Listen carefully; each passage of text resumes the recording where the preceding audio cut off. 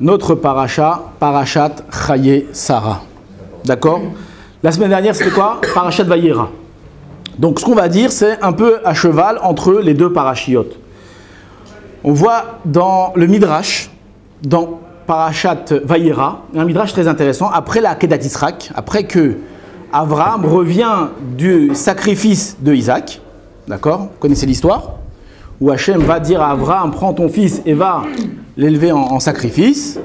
Bon, il va y avoir toutes les péripéties. À la fin, il va arriver, Akadosh Baruch Hu, il va lui dire non, ne le sacrifie pas. Après quoi, il va y avoir une discussion entre Abraham et Hachem, où là-bas, Hachem, il va faire une promesse à Abraham. La promesse, elle est comme ça dans le passage. Vayikra malach Hachem el Avraham. Donc, il a appelé le malach de Dieu à Abraham, une deuxième fois, du ciel. Vayomer bi nishbarti. Hachem, il va jurer sur son nom. Hachem, il va jurer à Abraham quelque chose. Le Midrash, il dit, qu'est-ce que ici Hachem va promettre à Abraham? C'était quoi la discussion entre Abraham et le Midrash? Alors le Midrash, je vous le rapportais ici, je l'ai ramené écrit. Rabbi Chama Bahanina, Amarle, Ishavali she'en ata menaseoti od me'ata. Hachem, fais-moi la promesse qu'à partir d'aujourd'hui, tu ne m'éprouveras plus. Donc Abraham, il a demandé à Hachem de ne plus l'éprouver. Et on voit que Hachem, apparemment, va lui faire la promesse de ne plus jamais éprouver Abraham. D'accord? Là-bas, le Midrash, il ramène un machal, une parabole intéressante. Et il dit comme ça. Rappelez-vous du Midrash, parce qu'à la fin, on va essayer de mieux de comprendre le Midrash. Il dit, machal les meler shayan asou les matronita. Il y avait un jour un roi qui était marié avec une femme honorable. Et cette femme, elle lui a enfanté un enfant. Il a eu un enfant avec elle. Qu'est-ce qu'il a fait de cet enfant? Qu'est-ce qu'il a fait après le roi? Il a pris la femme et l'enfant, il l'a jeté. Il l'a jeté de chez lui. Après quelques temps, il l'a reprise. Et encore une fois, il a eu un enfant avec elle. Et encore une fois, il l'a jeté. Comme ça, à 9 reprises. La 10e reprise, donc il allait apparemment peut-être la jeter. Les enfants se sont levés. Ils lui ont dit, non, ça y est, stop. Stop. Je vous lis le Midrash. Yalda mimena ben rishon vigirsha, ben sheni vigirsha, shlishi vigirsha, bekevan yalda mimeno ben asiri, nitkansu kulam, tous ils se sont réunis. Ils lui ont dit, jure-nous, chez En Ata Megaresh et Timenu Me'ata, jure que tu ne vas plus maintenant jeter notre mère. Car Kevan Shedinasa Abraham, de la même façon, Abraham il a été éprouvé par 10 fois. Après quoi, Abraham il a dit à Hachem, jure-moi, Ishavali, chez En Ata Menase Oti Od Me'ata. Jure-moi que tu ne vas plus m'éprouver, à partir de là tu ne vas plus m'éprouver. Donc sur ce Midrash, il y a beaucoup de choses il y a beaucoup de questions à poser. D'accord? La première question, c'est, on voit que Avraham Avinu, il va demander à Hachem de ne plus l'éprouver. D'accord? Pas plus l'éprouver. Avraham, il ne veut plus d'épreuves. Seulement, on sait que le but de la vie, c'est justement de surmonter les épreuves. Les épreuves que nous avons dans notre vie, ce ne sont pas des... Comment on pourrait exprimer ça, hein? Ce ne sont pas des passages obscurs, des passages qui servent à rien. Au contraire, les épreuves de la vie sont là pour nous faire grandir. Comme il rapporte le Messiat Yesharim, là je vous ai aussi rapporté Messiat Yesharim. Le Messiat Yesharim dans le Perek Aleph, qu'est-ce qu'il nous dit? Nisenu leomdim ki metziut adam ba'olam hazeh urak lekayem mitzvot vela'avod vela'amod benisayon. En français, donc on apprend que la réalité de l'homme dans ce monde, c'est quoi le but de l'homme dans ce monde? Urak, c'est quoi rak? Uniquement, que ça, pas autre chose. Rak, les kayem et à mitzvot, d'accord, accomplir les mitzvot, mais pas seulement ça, une autre chose, vela'avod, vela'amod benisayon, et de surmonter les épreuves. Donc on voit que le but de la vie, c'est quoi? C'est justement de surmonter les épreuves. D'accord? Le Messie un peu plus loin, il dit autre chose. Le but suprême de la vie, ça veut dire à la fin, c'est quoi? C'est de jouir de la présence divine. Ça veut dire qu'on va vivre, d'accord, un certain nombre d'années, et Bezrat Hashem, on va faire beaucoup de mitzvot, on va faire beaucoup travailler, et à la fin, c'est quoi le but? Enfin, c'est quoi le salaire qu'on va recevoir? C'est de jouir de la présence divine. C'est une notion, bon, il faudra expliquer un jour. En tout cas, c'est ça le salaire qu'on va recevoir. Maintenant, il nous dit le Messie la Tesharim. Ou peut qu'aider chez Iske Adam les Tova Azot, afin qu'il mérite cette chose-là, cette bonté-là. Raoui chez Yarmol Rishona Vishtadel Begal Iknota. Raoui, donc sera apte qu'il fasse des efforts afin d'acquérir cette chose-là. Veina Kashbochou Sam Adam Bakom chez Rabim Amir Hakim Oto Mimeno Idbarar. Et qu'est-ce qu'il a fait Hachem pour cela? pour donner du mérite à l'homme, il l'a placé dans un monde où les choses qui vont l'éloigner de lui sont très nombreuses. Ça veut dire que le monde, il est fait de plein d'épreuves. Et il nous dit, Nimsa Shibousa Memedonana, veillez les Ben Khaïl, et si c'est un combattant, il va réussir à vaincre, Veinatser Amilchama, de tous les côtés, il va réussir à vaincre toute la guerre de tous les côtés, alors ça sera un homme parfait, il arrivera à la Shlemut, à la perfection. Asher Iskel avec Beboro Veyetsem la prosdor, alors il pourra sortir donc du vestibule, le monde s'appelle un vestibule, et il pourra rentrer dans le palais pour la lumière de la vie. Ça veut dire que si pendant toute sa vie il va réussir à surmonter toutes les épreuves que Hachem va mettre devant lui, et il va vaincre toutes ces épreuves, alors enfin il aura le droit à Olam Haba. Donc tout le but des épreuves, c'est justement d'acquérir le Olam Haba. Alors pour un homme pachout, un homme simple, alors nous, comme nous par exemple, on prie Hachem de ne pas nous envoyer des épreuves, on ne veut pas d'épreuves. Mais un homme comme Avraham Avinu, qui a compris le but de la vie, qui est aussi qu'un homme fort, qui sait se battre contre l'Yitzhar, pourquoi est-ce qu'il va demander à Hachem de ne plus l'éprouver? Au contraire, demandez à Hachem encore des épreuves. Moi, j'ai pas peur, je suis là, je suis un lutteur. Je vais encore surmonter et je vais encore acquérir du Olam Haba. Donc, première question, pourquoi est-ce qu'Avraham Avinu, il a demandé de ne plus être éprouvé? La deuxième chose, c'est qu'on voit que Hachem lui-même ne va pas, accomplir sa promesse. Hachem lui a dit, ok, d'accord, je te jure que je ne t'éprouverai plus. Et on voit que juste après, la paracha Chayei Sarah, donc notre paracha, on voit que Avraham Avinu, il va être éprouvé. Comment? Lorsque donc j'allais arriver chez lui après la Kedat Yitzhak, tout heureux d'avoir surmonté cette épreuve, et il voulait lui raconter comment son fils, il a été courageux, il était prêt à se faire sacrifier, et il arrive à la maison, qu'est-ce qu'il voit? Que sa femme est morte, est décédée. Donc là, c'est ça un coup, bon, elle est morte, c'est la vie, qu'est-ce qu'on peut faire? Maintenant, il veut l'enterrer, et devant qui? Bon, il va choisir un endroit où l'enterrer, il va choisir la Marat Marpella, comment dire en français? La grotte qui sera la grotte des patriarches, pour enterrer sa femme. Donc elle appartient à un homme qui s'appelle Ephron. Et cet Ephron-là, au début, il fait le beau. D'accord? Vous savez que Chazal nous disent que les tzadikim parlent peu, mais font beaucoup. Et les Rechaim, ils parlent beaucoup, mais ils font peu. C'est qui les Rechaim parlent beaucoup et font peu? C'est Ephron. Pourquoi? Parce que Ephron, il va dire à Avraham, tu veux enterrer ton mort, il n'y a pas de problème entre toi et moi, qu'est-ce que c'est? Bien sûr, bien entendu, fais ce que tu veux, vas-y, la grotte, je te la donne. Et à la fin, il va le prendre de côté, il va dire, écoute, tu veux la grotte, c'est 400 pièces d'argent. Donc Chazal nous dit que ça, c'était une des épreuves d'Avraham Avinu, dans la douleur de tomber face à un escroc, face à un homme qui, sans vergogne, va pas hésiter à lui ponctionner 400 pièces d'argent. Donc ça, c'est une épreuve. D'accord? Alors on voit que Hachem n'a pas tenu sa promesse. Voilà, il a éprouvé. On a une preuve que c'est une épreuve. Vous savez d'où on a une preuve que c'est une épreuve? On aurait pu dire que c'est pas une épreuve. Bon, c'est bidon comme épreuve. C'est pas, ça va. C'est des escrocs. On en voit tous les jours et on tombe tous les jours face à des escrocs.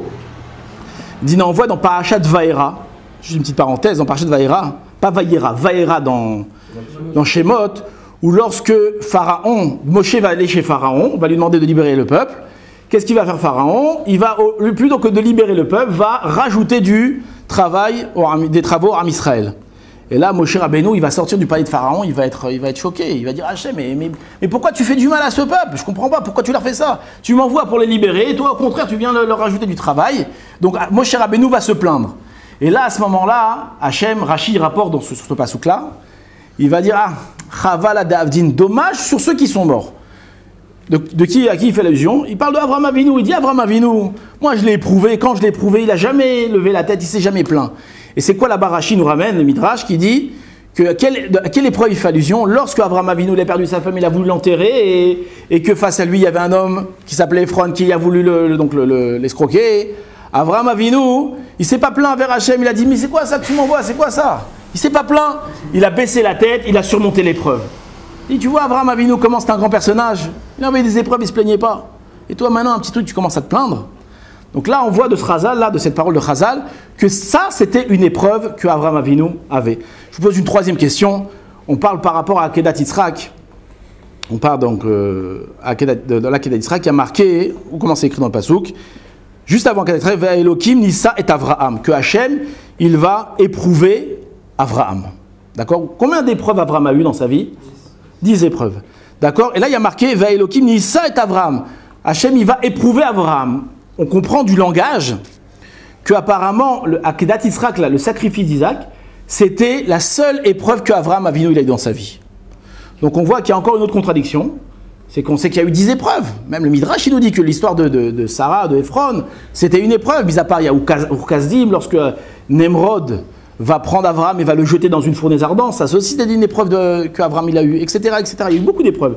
L'Echlecha, c'était une épreuve aussi. Donc on voit qu'Avraham, il a eu plusieurs épreuves. On a des preuves que c'était des épreuves. Alors pourquoi ici le verset nous dit que seulement à la Kedat Yitzhak, seulement au sacrifice d'Isaac, Hachem va l'éprouver. D'accord? Donc on a plusieurs questions et on va essayer d'y répondre. Alors pour répondre, il y a un grand rabbin qui s'appelait, c'était le mashgiar de la yeshiva de Lakewood, Rabbi Nathan Meir Wartfogel. D'accord? C'est le mashgiar de Lakewood. Alors lui, il vient nous expliquer un yesod, un fondement qui va nous servir tout au long de notre vie. Il nous dit en réalité, il y a deux sortes d'épreuves. Et là, il donne le nom à ces deux épreuves. La première sorte d'épreuve, c'est ce qu'on appelle des Nisayon Atmidi. D'accord? Et la deuxième, c'est Nisayon Atachliti. C'est quoi la différence, Nisayon Atmidi? Timidi, ça veut dire quoi en hébreu? Tamid. C'est quoi Tamid? Non, Tamid, non, Tam, c'est simple. Tamid, non. Shalem, c'est Tam. Timidi, constant, journalier. Il y a ce qu'on appelle les épreuves courantes de la vie. D'accord? On se lève le matin, on a mal dormi pendant la nuit, on doit se lever à la tfila, on est fatigué. D'accord? Est-ce que je me lève? Est-ce que je me lève pas? C'est difficile. C'est une épreuve qu'on a tous les matins, pratiquement. D'accord? Et lorsqu'on s'est levé, alors voilà, il y a notre voisin qui est dans les toilettes ça fait une demi-heure, on est pressé, et le Rav Shaya il arrive, il commence à nous crier dessus, et on est embêté, et l'autre il a ronflé pendant la nuit, etc. Tout du matin jusqu'au soir, on a des épreuves. On descend au Chadar Ochel, et ben mon voisin il m'a pas laissé de fromage, et etc., etc. Vous connaissez toutes les épreuves. Les épreuves de Bachur Yeshiva, il y a les épreuves de mère de foyer, lorsque les enfants ne veulent pas se lever, ils ne veulent pas s'habiller. Il y a les épreuves des gens qui travaillent. D'accord? Le bonhomme, il est dans son taxi, dans un embouteillage, et son patron, il l'appelle, il le crie, etc., etc. Il y a 500 millions d'épreuves par jour. D'accord? Toutes ces épreuves-là, ce sont des épreuves timidiques. D'accord? Si maintenant on veut rentrer cette épreuve-là dans les paroles du Messilat Yesharim, c'est exactement ce qu'il dit Messilat Yesharim. Akadosh Baruch Hu, il nous a mis dans un monde où il y a beaucoup d'épreuves. Ça veut dire qu'il ne nous a pas mis comme Robinson Crusoe sur une île déserte, là-bas il n'y avait rien du tout, il n'y avait personne qui m'embêtait, et j'étais tranquille, je pouvais faire ce que je veux, me lever à l'heure que je voulais, faire ce que je veux. Pas du tout. Il nous a mis dans un monde avec une femme, avec des enfants, avec des voisins, avec des amis, avec une société, avec une obligation de gagner de l'argent pour pouvoir vivre, avec une obligation de manger, etc., etc.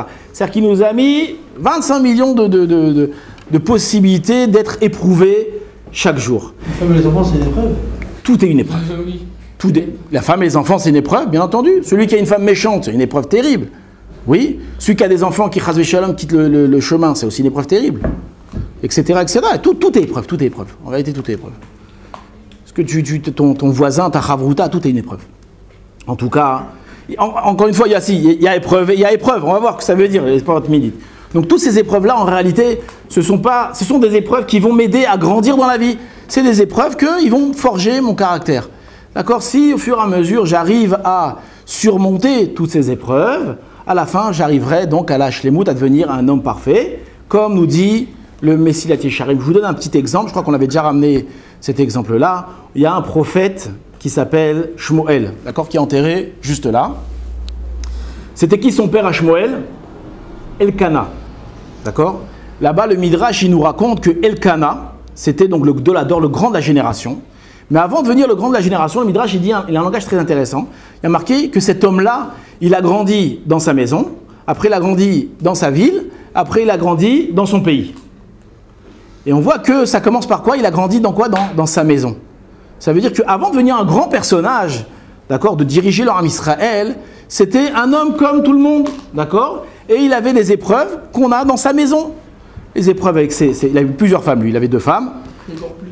D'accord? Donc il avait les épreuves de la vie quotidienne. Et lorsqu'il avait justement réussi à surmonter les épreuves de la vie quotidienne avec ses femmes et ses enfants, alors il est monté à un stade supérieur. Et c'est devenu, il a grandi où ça dans sa ville, les gens de son entourage, etc. Après, pour devenir le Gdolador, il était grand dans toute dans tout Israël. Donc on voit que toutes ces épreuves, les épreuves de la vie courante, c'est là-bas qu'on acquiert la grandeur. Là-bas, il y a une autre notion aussi, on voit que Yaakov, il a appelé Beth-El. Beth-El, il a fait un misbar, là-bas il l'a appelé Bethel. C'est quoi Bethel? La maison de Dieu. Le Rav Hirsch, il dit, c'est quoi la maison de Dieu? Que Yaakov, c'est le premier qui a compris, qui a dévoilé que Dieu, où est-ce qu'on va le trouver? Où est-ce qu'on va trouver Hachem? On croit qu'on va le trouver là-bas en allant au Tibet, au fin fond du monde, ou on va aller en Inde, ou même étudier à la Yeshiva, d'accord? Les Havdil, je vais faire des comparaisons pareilles, mais d'accord, il dit non. Où est-ce qu'on va trouver Hachem? Dans sa maison. Beth-El, Akadosh Baruch Hu, il est dans ta maison. C'est justement en surmontant les épreuves de la vie quotidienne que là-bas tu vas trouver Hachem. Que là-bas tu vas te rapprocher d'Akadosh Baruch Hu. Donc l'essentiel de notre travail, c'est les épreuves quotidiennes. D'accord? Seulement, il y a une autre sorte d'épreuve. Ça, c'est l'épreuve tmidite. D'accord? Les épreuves constantes. La deuxième sorte d'épreuve, c'est les épreuves tachlitites. Ça veut dire quoi, tachlit? On a pris la décision éventuelle. Pardon? On a pris la décision d'évaluer ces épreuves. Est-ce qu'on a pris la décision? Qu'est-ce que tu veux dire par là? Est-ce qu'on a décidé d'aller... Non, la deuxième sorte d'épreuve? Non, c'est tombe dessus quand même. C'est aussi quelque chose qui tombe dessus, tout tombe dessus. Mais pas tout le temps quoi. Tachlit, c'est quoi tachlit? Non, parlata, c'est pas décision. Ah, je comprends ce que tu as voulu dire. Non, c'est pas un langage de... Tachlit, c'est le but. Il y a j'avais noté un mot tout à l'heure, il m'avait plu. Attendez, que je le retrouve, le mot que j'ai écrit tout à l'heure. Attendez, voilà. C'est l'épreuve de sa vie, c'est le projet de sa vie. Il y a une épreuve dans la vie. Quand je dis une, c'est pas forcément une, ça peut être 2, ça peut être 10, ça peut être 100. Mais ces épreuves-là, ils font partie du projet de ma vie.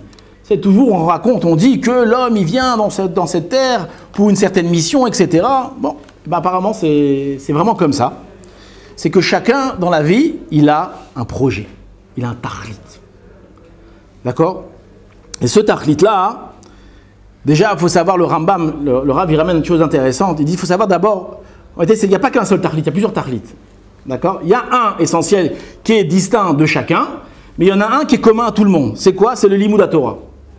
Le Limud Torah, c'est une épreuve tachlitite, d'accord, qui est commune à tout le monde. Et pour ça, il ramène les paroles du Rambam, et parce que le Rambam, ici, il s'exprime dans les Chot Talmud Torah d'une façon qui s'exprime nulle part. Je vous le lis, le Rambam, c'est un Rambam très intéressant. D'accord? Les Chot Talmud Torah dans le premier Pérec, à la Chayoud. Kol ish Israël chayav betalmud Torah. Tout homme d'Israël est chayav d'étudier la Torah. Qu'il soit riche, qu'il soit pauvre, pardon, ou qu'il soit riche. Ben shalem begoufo ben bar lisurim, qui est un corps sain ou qui est au contraire plein de souffrances. Ben bachour, qu'il soit un jeune homme ou qu'il soit un vieux. Gadol, zagen gadol. Shetachesh kocho, même si c'est un homme qui est extrêmement vieux ou où ses forces vont l'abandonner. D'accord? Vous avez vu la photo quand le Rav Ovadia il était à l'hôpital? D'accord? Même à l'hôpital, il était comme ça face à sa Gemara en train d'étudier. Il a été Mekayem, parce que le Rambam ici, Afilou ani amid parnes minat zaka, même un pauvre qui est obligé de se nourrir de la tzedaka. Comme le Rav Talal l'a raconté, il se nourrissait pas de la tzedaka, mais il était très très pauvre. Mais malgré qu'il est très très pauvre, il allait étudier la Torah. Ou mechazer la ptari, même un pauvre qui va devoir taper aux portes pour ramasser l'argent. Afilou baralisha ou bani, même s'il a une femme et des enfants. Et certains disent oui, moi je peux pas étudier. J'ai une femme, j'ai des enfants, comment je fais? Il dit non, même toi tu es un chiyuv d'étudier la Torah. Admatai chayav lilmod Torah. Ok, très bien. Jusqu'à quand j'ai l'obligation d'étudier la Torah? Tu entends ou pas? Ad yom moto. Jusqu'au jour de sa mort. D'accord? Donc ici, il nous dit là le Rav que ce langage-là, le Rambam, il n'a dans aucune halakha. La seule mitzvah où on voit qu'il y a ce langage-là, c'est dans le Chot Talmud Torah. Donc ça, c'est l'étude de Torah. C'est une épreuve tachlitite qui est liée à tout le monde. Tout le monde a ce but-là. D'accord? Qui que tu sois, où que tu sois. Tu as une mitzvah d'étudier la Torah. D'accord? Maintenant, mis à part ça, il y a une autre... ici, il dit un langage plus. Il dit c'est une mitzvah tmidi et tachlitite. Et il y a les deux à la fois. D'accord, maintenant la mitzvah tachlitite c'est quoi? Alors là, il ramène un truc joli. Là-bas, au Hachem, j'ai vu cette fois-ci le pied rouge d'un truc qu'on lisait, on lit tout le temps, dans le Moussaf de Rosh Hashanah. Je ne sais pas si vous connaissez cette phrase. Kilo nifkat kayom azeh ki zachar kol hayetzur lefanecha ba maaseh ish ufkudato ve'aliyad mitzad gaver. Vous connaissez cette phrase dans le Moussaf de Rosh Hashanah? Là-bas, on parle de quoi? Une notion qui dit que Akadosh Baruch Hu, ce jour-là, il va se rappeler des actes de l'homme. Mais il va dire deux choses. Il dit maaseh ish, les actes de l'homme, ufkudato. C'est quoi ufkudato? C'est quoi ufkudato? C'est un langage de tafkid. C'est quoi tafkid? Son rôle. Ça veut dire qu'Akadosh Baruch Hu, à Rosh Hashanah, entre autres, il ne va pas seulement nous juger sur nos actes, il va aussi nous juger sur notre tafkid, sur notre but. D'accord? Chacun, il a un but, il a un tafkid dans la vie. D'accord?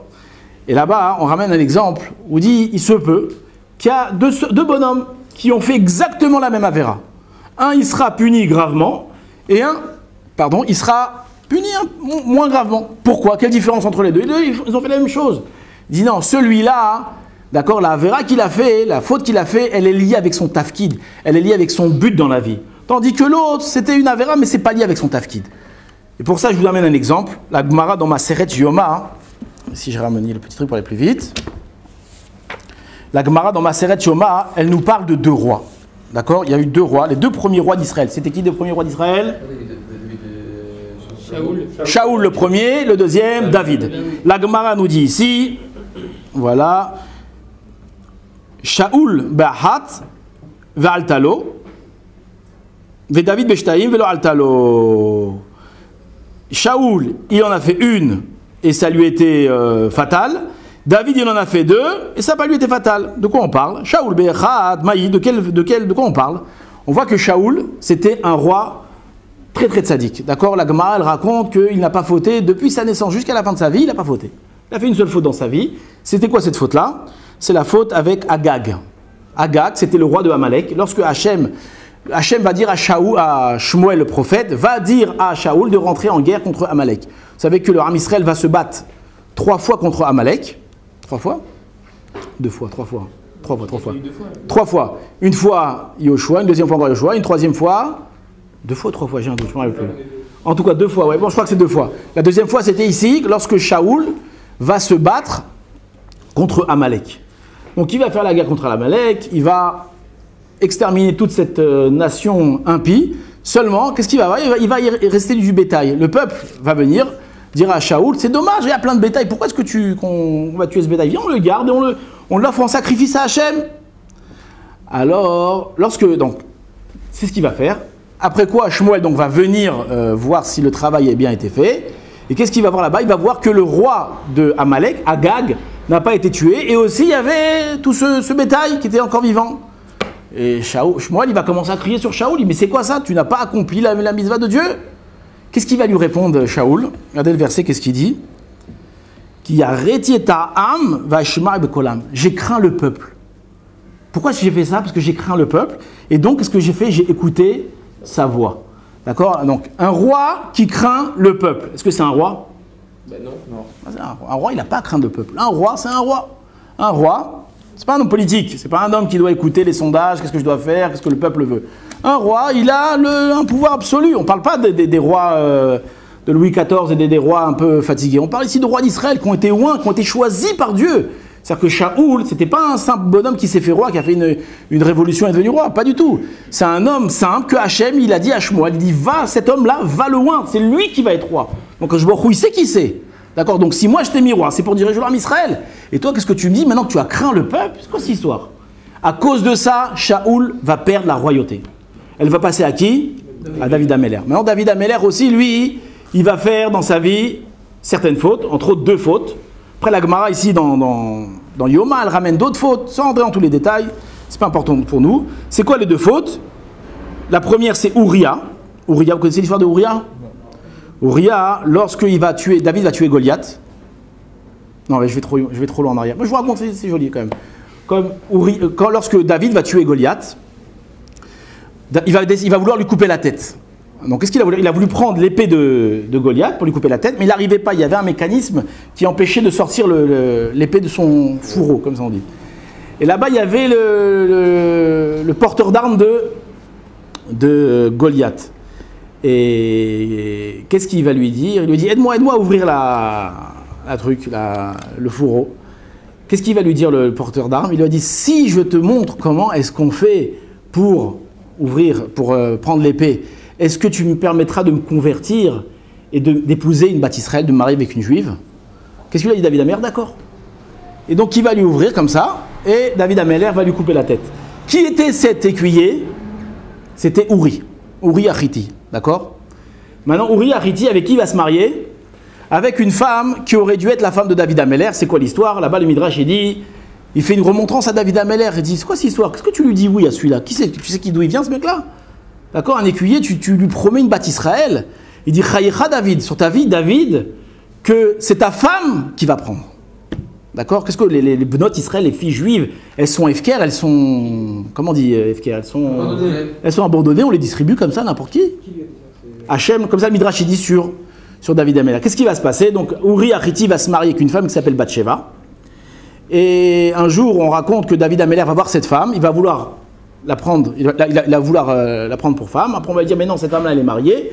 Bon, il y a plein de choses très profondes là-bas. Il avait vu que de elle devait sortir le Mashiach. Et bien, plus tard, on verra qu'elle va donner naissance à Shlomo Améler, le roi Salomon. Et de là va sortir donc le Mashiach. Mais on lui dit, mais écoute, cette femme, elle est mariée. Et qui elle est mariée? Elle est mariée avec un soldat qui s'appelle Uri. La Gemara, après, elle nous dit, tout celui qui David Améler, il a fauté, il se trompe, etc. Bon, je ne rentre pas dans tous les détails. En tout cas, ça, c'est un des reproches qu'on va faire à David Améler. La deuxième faute qu'il a fait, c'est lorsque plus tard, lorsqu'il sera roi, il va vouloir compter leur âme Israël. Une folie comme ça, il va vouloir compter leur âme Israël. Chose qui est interdite, de faire un recensement. Et ça aussi, c'est une faute grave qui va emmener une grande épidémie en âme Israël, mais malgré tout, ça ne va pas lui faire perdre sa royauté. Quelle différence y a-t-il entre Shaoul? Pourquoi Shaoul, une faute? Il ne reste pas beaucoup de temps, donc j'ai encore plein de trucs à dire. Après, tu poseras la question. Shaoul, il a fait une faute, il a perdu sa royauté. David, il en a fait deux, il n'a pas perdu sa royauté. Pourquoi? C'est quoi la différence entre les deux? Parce que Shaoul, il a flanché dans son épreuve, dans l'épreuve de la royauté. Lui, le but de Shaoul dans la vie, c'était de devenir un roi d'Israël. Et toi, tu as flanché dans ton tafkid, dans ton rôle. À cause de ça, tu vas perdre ta royauté. Tandis que David Améler, les fautes qu'il a faites, c'est vrai que c'est des choses qui sont graves, qui sont moches, afin qui ne sont pas liées avec la royauté. Donc, tu ne vas pas perdre la royauté. D'accord? Je vous ramène encore d'autres exemples, messieurs, qui sont intéressants. Il y a une autre personne aussi qui a flanché dans son tafkid. C'est qui? C'est Shimshon. Vous avez entendu parler de Shimshon? En français, Samson.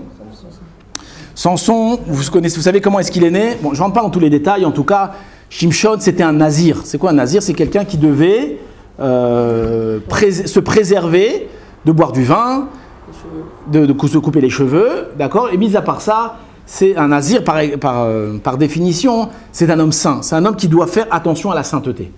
D'accord? La source, comment dire, c'est la source qu'on doit dire le mot non pas la source qui va détruire la sainteté, on va dire comme ça. Qu'est-ce qui détruit la sainteté? C'est quoi le tsinor, le tuyau par lequel l'impureté rentre? Les yeux. D'accord? Donc lui, comme il devait être un homme saint, il devait faire essentiellement attention à ses yeux. Et on sait que Shimshon, à la fin de sa vie, d'accord, il va y avoir 1000 péripéties. Qu'est-ce qui va lui arriver? On va lui crever les yeux. D'accord? Les Philistins vont l'attraper, les Palestiniens vont l'attraper, et ils vont lui crever les yeux. Pourquoi est-ce qu'on va le punir de cette façon-là? Pourquoi on va lui crever les yeux? Il dit parce que justement, toi, tu as fauté par tes yeux. Ça veut dire que tu as fauté dans ton tafki, tu as fauté dans ton rôle, alors tu seras puni par les yeux. Là-bas, on appelait Shimshon, c'était les yeux d'Israël, Shimshon. Où est-ce qu'on voit qu'il a fauté dans les yeux? Là-bas, le verset nous dit, lorsque donc il avait rencontré donc une non-juive, il a demandé à son père, Vayered Shimshon et la vie, Vayomer, il a dit à son père, Ota Karli, celle-là prend pour moi, pourquoi? Ki i yeshara be'enai, car elle, je l'ai trouvée droite à mes yeux. Donc la faute, qu'est-ce qu'il a fait Shimshon? Justement, il a fauté avec ses yeux. Il a vu des choses qu'il ne fallait pas voir. Bon, c'est sûr que ce n'est pas simplement voir. Après, c'est tout ce que ça entraîne. Il a perdu sa sainteté. Donc du fait que toi, tu as perdu ta sainteté, tu as flanché dans ton tafki, tu as tout perdu. Et bien, Maître Shimshon, il a tout perdu. Si ce n'était qu'à la fin de sa vie, d'accord, lorsqu'il était aveuglé, il était dans le temple là-bas des idolâtres, il a prié Hachem de Zochenina, vous savez la chanson? Il va supplier à Kosh Baruch Hu de lui redonner encore la force, encore une fois, pour détruire pour venger les yeux d'Israël. Et là, Akadosh Baruch Hu, il va lui donner donc la force. Et il va donc pousser 2 pylônes comme ça, et tout le temple va s'écrouler, il va tuer tous les ennemis. Zochelina, Zochelina, tu connais la chanson, non? Après on la chantera si tu veux. En tout cas, on voit que si ce n'était ça, eh bien, il aurait tout perdu, et il aurait disparu comme ça. Mais Akadosh Baruch Hu, il a eu pitié à la fin. On voit que c'est ceux qui ont perdu, justement, qui ont raté leur tafkid. Il y a d'autres personnages. Il y a 3 autres personnages que je vous rapporte. Bon, j'essaye d'illustrer. Voilà, c'est l'illustration qui est jolie. Il y a 3 autres personnages. Là-bas, le Midrash aussi dit quelque chose d'intéressant sur eux. C'est qui? C'est Réhouven, Aaron et Boaz. D'accord? Les 3, ils ont un point commun. Enfin, c'est un point commun, on va dire, parce que le point commun, c'est que le Midrash les rapporte. Le premier, c'est Réhouven. Est-ce que vous connaissez l'histoire de Réhouven? C'est qui Réhouven? Réhouven, c'était le Bechor, le premier-né de Yaakov. Maintenant, vous savez que Yaakov, il a eu un fils, Yosef, qu'il chérissait particulièrement. Et les frères, vous connaissez toute l'histoire, où là-bas, ils vont le jalouser à cause des rêves qu'il va faire. Et qu'est-ce qu'ils vont décider, les frères? Un jour, lorsqu'ils vont voir Yosef arriver, ils vont décider de le tuer. Dire, voilà le rêveur. Venez, on le prend, et on le tue, on va le jeter dans un trou, on va le tuer, et on dira à notre père que c'est une bête féroce qu'il a mangée. Ouais. Et là, à ce moment-là, Réhouven, pour une raison que peut-être on en parlera à l'occasion, va décider de le sauver. Alors je vous dis le langage du Midrash, l'Imidrash Torah de Cheretz, qui Adam mitzvah, c'est quand lorsqu'un homme il va faire une mitzvah, il doit la faire belef sameach. Il doit la faire avec entrain. Lorsqu'un homme il fait une mitzvah, il veut faire quelque chose, il doit la faire avec entrain, avec simra, avec toute sa force. Et d'où on apprend ça? D'accord? On apprend ça de Réhouven. On fait un reproche à Réhouven. Parce que Réhouven, lui, lorsqu'il a vu que ses frères, ils ont entendu, lorsqu'il a dit non, venez, on ne le tue pas. Venez simplement, on va le mettre dans un bord, on va faire autre chose. Venez, on ne le tue pas. Il voit que ses frères, ils l'ont écouté. Et lui, plutôt que de prendre l'initiative, de prendre son frère et de le sauver, etc., qu'est-ce qu'il a fait? Il a simplement de le sauver vite fait, comme ça, quoi, de le mettre de côté. Et donc là-bas, le Midrash, il reproche à Réhouven. Pourquoi Réhouven, tu ne l'as pas sauvé complètement? Pourquoi tu ne l'as pas pris, tu l'as pas ramené chez ton père? Et le Midrash, il dit, si Réhouven, il avait su, c'est pourquoi s'il avait su? Comme ce qu'il explique le Rav ici, si Réhouven, il avait su que c'était ça son but dans la vie, que le tachlit, la mitzvah tachlitite qu'il avait lui dans la vie, c'était justement de sauver Yosef, s'il avait su ça, mais il l'aurait pris sur ses épaules et il l'aurait ramené à son père. Mais seulement, il n'a pas eu la otzma. Comment on dit en français la otzma? Non. La puissance. Il n'a pas eu l'élan, la otzma. Bon, regardez le mot en hébreu, il est joli. Donc on voit ici, Réhouven, on lui fait un reproche. Tu avais ici ta mitzvah, la mitzvah de ta vie. Tu l'as raté, tu as flanché. C'est dommage. D'accord? Mais non, ça ne veut pas dire que Chas Veshalom, c'était un rachat. Au contraire, on va lui faire des louanges à Réhouven. Parce que sauf, grâce à Dieu, c'est lui qui l'a sauvé. D'accord? Le deuxième personnage, c'est Boaz. D'accord? On va aller dans l'ordre. D'abord, on va dire Aaron. C'est qui Aaron? Aaron, c'était le frère de Moshe. Moshe, donc, va devoir quitter l'Égypte. Vous connaissez l'histoire? Moshe, il va grandir dans le palais de Pharaon. D'accord? Arrivé à un certain âge, il va aller rejoindre ses frères pour supporter la douleur avec ses frères. Et qu'est-ce qu'il va voir? Il va voir un Égyptien maltraiter un Juif. Qu'est-ce qu'il va faire? Il va prendre, il va tuer l'Égyptien, il va l'enterrer. Seulement le lendemain, il va s'apercevoir que la chose est sue et qu'il a été dénoncé. Et pour justement, comme il avait peur de se faire attraper par la royauté, de se faire tuer, il va fuir l'Égypte. Donc il va arriver là-bas chez Yitro, etc. Il va rester 80 ans chez Yitro. Le Midrash il raconte qu'il était en prison avec Yitro, etc., etc. Il y a 1000 péripéties. En tout cas, après 80 ans, c'est pas 80 ans, je m'excuse, c'est après 80 ans. Après 80 ans, ouais. Il va revenir en Égypte pour sauver leur âme Israël. Avant de revenir en Égypte sous l'ordre d'Hachem, revenir en Israël, il va hésiter. Il va pas vouloir, il va faire un peu comme ça. Non, je veux pas. Qu'est-ce qui le dérangeait? Une chose qui le dérangeait, c'était qu'est-ce que va penser son frère. Il n'a pas voulu, il voulait pas manquer d'honneur à son frère, à Aaron. Pourquoi? Parce que bien, lui, pendant 80 ans, il était en dehors d'Égypte. Donc il n'a pas vécu la souffrance. Vous savez que la vraie souffrance du âme Israël, c'était les 86 dernières années. C'est vraiment les années dures. Moshe Rabbeinu n'était pas là-bas. Qui était avec le âme Israël? Aaron. Et c'est lui, Aaron, qui s'occupait du âme Israël. C'est lui, c'était lui le Gdolador, le grand de la génération. D'accord? Donc normalement, à qui revient le mérite de libérer le âme Israël? Aaron, c'est lui qui s'occupait d'eux. Pourquoi moi? Et il a hésité, il voulait pas. À la fin, il dit non, sache que Aaron, au contraire, il vient à ta rencontre et il est joyeux dans son cœur. Il est joyeux dans son cœur. Et là-bas aussi, on lui fait un reproche à Aaron. Pourquoi? Parce qu'il est simplement venu à la rencontre de Moshe. Et là-bas, le Midrash, il dit, si Aaron, il avait su qu'on dirait ça sur lui, si Aaron, il savait que c'était ça son tafkid dans la vie, c'était ça son rôle dans la vie, justement, de prendre Moshe Rabbeinu, de le mettre sur un piédestal, d'être mévater sa place, de renoncer à sa place et de mettre sur un piédestal, s'il avait su il savait que c'était ça l'épreuve de sa vie, mais comment il serait parti l'accueillir? Avec un orchestre, avec la fanfare, il s'est parti l'accueillir. Regardez, comme le Midrash, il dit, Betoupi Moumerholot, d'accord? Et là aussi, c'est un reproche. Toi, maintenant, tu viens accueillir ton frère, tu es prêt à renoncer à ton kavod et sous. Tu fais faire une mitzvah, pourquoi tu ne la fais pas avec entrain? Pourquoi tu la fais comme ça, gentiment? Ça aussi, c'est un reproche. Tu avais une mitzvah tafkidit, tu avais un tafkid ici extraordinaire et tu as un flancher.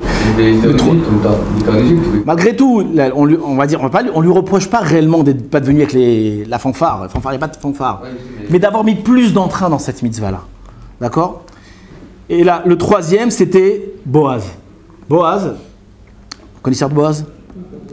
Boaz, il y avait une femme qui s'appelait Naomi, qui avait vécu en dehors d'Eretz Israël à cause de la famine, qui était revenue avec sa bru, comme ça on dit, Ruth, en Israël. Ils étaient très très très pauvres. Ils n'avaient rien à manger. Donc qu'est-ce qu'elle a dit Naomi? Enfin, Ruth, elle a dit qu'elle va aller maintenant au champ glaner les épis de blé. Là-bas, il y a Boaz qui va la voir. Il va la voir qu'elle est spécialement pudique. Donc il va faire connaissance avec elle, qui elle est. Ah, c'est la bru de Naomi, etc. Et là, Boaz, à la fin, il va se marier avec elle. Mais avant de se marier avec elle, il va lui donner à manger. Qu'est-ce qu'il va lui donner à manger? Qu'est-ce qu'il va lui donner à manger? Comment tu sais pas? Il va lui donner à manger, écoutez bien, ça doit être vachement bon, mais bon, du blé, une gerbe de blé trempée dans du vinaigre. C'est bon. D'accord?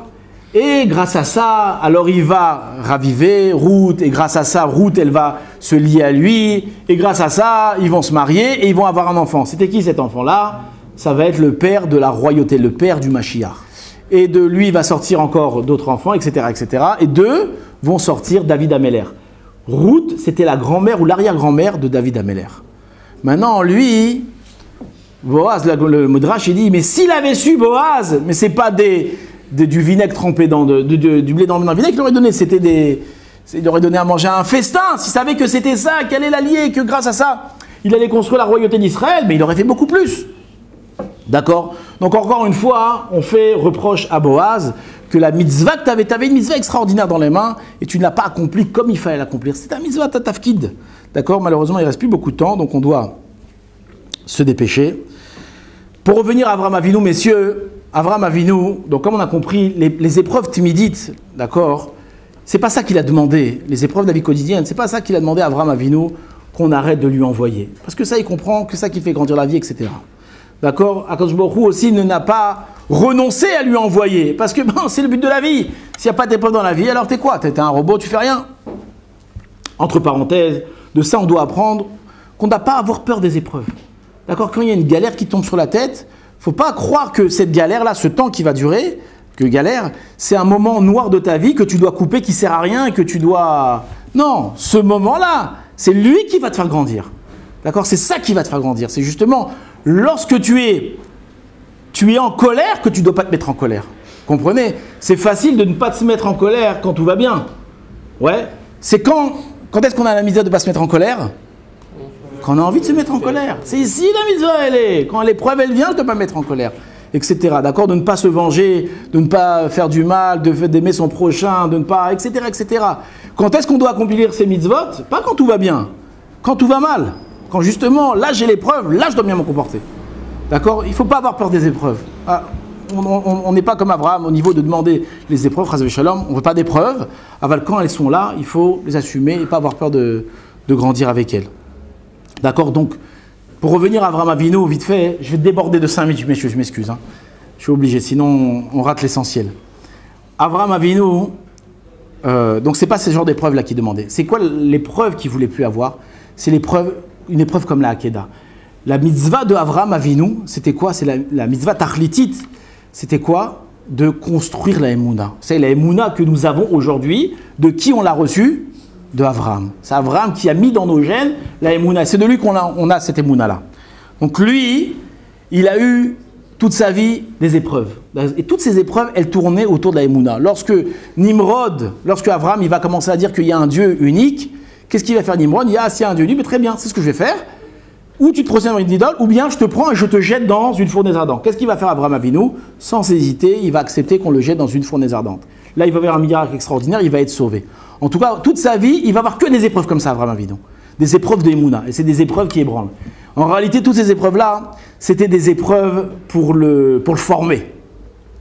L'épreuve n'était pas arrivée. C'est ça, ça répond à la question qu'on avait dit à Kedat Yitzhak, que à ce moment-là, Hachem, il va éprouver. Là, l'épreuve d'Abraham Avinu, elle va arriver, c'est à Kedat Yitzhak. Pourquoi? Qu'est-ce qu'il a fait Abraham Avinu pendant toutes ces années? Il a prodigué le bien déjà, il a fait du bien avec tout le monde, il a crié qu'il y a un Dieu unique, il s'est moqué de l'idolâtrie, il a montré que l'idolâtrie c'était des bêtises, etc. Il s'est battu contre les gens qui sacrifiaient leurs enfants à des idoles, etc. Toute sa vie, il a rapproché les gens à la Torah, à la Emouna, etc., etc., etc. Arrive un jour où Hachem, il va dire, c'est ce que tu vas faire, Abraham Avinu, tu vas prendre ton fils et tu vas aller le sacrifier. Et là, Abraham Avinu, ça va faire, il y a un tilt dans sa tête, il dit, quoi? Je vais prendre mon fils, je vais le sacrifier? Et là, toute sa vie, elle va être remise en question. Il dit, mais je ne comprends pas. Je dois maintenant, de ce fils-là, de Yitzhak, je dois donner naissance au Ham Israël. C'est un fils que j'ai eu à 100 ans. D'accord? Je ne vais pas avoir encore des enfants encore. Ma femme, elle a 90 ans. Si je tue cet enfant-là, qu'est-ce qui va me rester? Qu'est-ce que je vais dire? Comment je vais construire l'Am Israël? Donc Abraham Avinu, il avait une épreuve de Emouna incroyable. Pourquoi? Parce que d'un côté, il ne pouvait pas tuer son fils. Et de l'autre côté, Hachem lui disait de le sacrifier. Que faire? Abraham Avinu va prendre son fils, malgré tout, et il va aller le sacrifier pendant 3 jours. 3 jours, il va marcher, et ça va être une souffrance terrible pour lui. D'accord? Comme le Mashgar, il disait qu'on a tendance à croire qu'Abraham, c'était un ange, c'était un homme qui était au-dessus de tout, et qui... Il dit pas du tout, Abraham, c'était un homme, il avait des sentiments aussi. D'accord? De dire à un homme comme ça, prends ton fils, il va le sacrifier, d'accord? C'était aussi difficile que si on nous l'avait demandé à nous, peut-être plus. Parce qu'il connaissait la mashmaout, ce que ça voulait dire de sacrifier un fils comme ça. En tout cas, pendant 3 jours, là-bas, le Midrash, il raconte que le Yetzirah, il est venu pendant 3 jours, chaque jour après jour, lui prendre la tête. Le Midrash, il dit, oh, Saba, grand-père, oh, t'es devenu fou, quoi? Qu'est-ce qui te prend? Tu vas prendre ton fils, tu vas le sacrifier. Mais tu l'as eu, tu viens de l'avoir, le gosse, il y a 100 ans, tu l'as eu. D'accord, maintenant tu vas sacrifier ton fils, comment tu vas faire? D'accord, excusez-moi, il avait 37 ans à cette époque-là, Yitzhak. Ça veut dire qu'Abraham avait 137 ans et Sarah avait 127 ans. Il dit, mon coco, si tu le tues, tu n'auras plus d'enfants, c'est fini, ça. À cet âge-là, on n'a plus d'enfants. Et pendant 3 jours, il va lui prendre la tête comme ça. Il dit, mais dis-moi, Abraham Avinu, toute ta vie, tu t'es battu contre ces barbares-là qui sacrifiaient leurs enfants, et toi maintenant, tu vas faire la même chose? Mais qu'est-ce qu'ils vont dire de toi? Ils vont dire que tu es devenu fou, qu'est-ce qu'ils vont dire de toute la Torah que tu as fait? Toi, rien que tu parles du chesed, tu parles de dire merci à Hachem, mais tu fais un acte aussi barbare que ça, de sacrifier un enfant, etc. Pendant 3 jours, et malgré tout, Abraham Avinu, Almenatren, malgré tout, je vais le faire. Si Akash Baruch Hu me l'a demandé, je vais le faire. Jusqu'à qu'arrive le moment ultime où il a le couteau dans la main, et là, vraiment, il va faire il va le faire, à tel point que Chazal, il dit qu'il a fait sortir quelques gouttes de sang, et là, l'ange, il a dû lui dire, stop, arrête! Et Abraham Avinu lui a dit, non, je t'écoute pas, toi, l'ange. Et jusqu'à que Hachem lui-même, il va lui dire Abraham, c'est pour ça qu'il a marqué Abraham 2 fois. Le premier, c'était l'ange qui l'appelait, il dit, arrête de le faire. Et le deuxième, c'est Hachem, non, c'est moi qui te dis, Hachem, arrête-toi. Et là, l'épreuve va s'arrêter. Ça veut dire que même l'épreuve ultime, tu l'as surmontée, Abraham. Qu'est-ce qu'il va demander après ça, Abraham? Il dit, écoute, voilà, moi j'ai surmonté toutes les épreuves, c'est fini, d'ail. Ne m'éprouve plus. Pourquoi il voulait plus qu'on l'éprouve? Parce que le problème, c'est que, et ça c'est un problème qui est lié aussi avec les épreuves qu'on a constamment, c'est que tu as une épreuve, tu l'as surmontée, donc tu es monté d'un niveau. Tu as une deuxième, tu es encore monté d'un niveau. Et toute sa vie, Abraham, ou chacun d'entre nous, il monte. Maintenant, pourquoi il avait peur des épreuves? Il avait peur justement de redescendre de Madriga. Il avait peur de régresser. Et ça, il ne voulait plus. Il dit, je suis arrivé à un niveau extrême, je ne veux plus régresser. D'accord? Bon, voilà. Je voudrais dire une petite parole de consolation, pas de consolation, de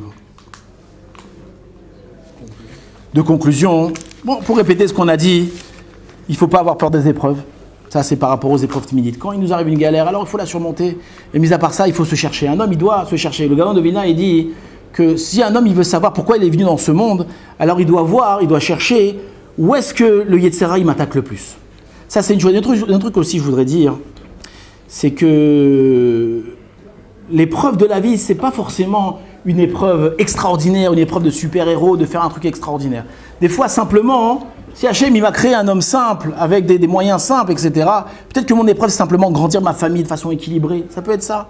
Ou sinon, si Hachem m'a donné la bracha, m'a donné beaucoup d'argent, alors il faut savoir que mon épreuve, elle va être là, dans cet argent-là. Qu'est-ce que je vais faire avec cet argent-là?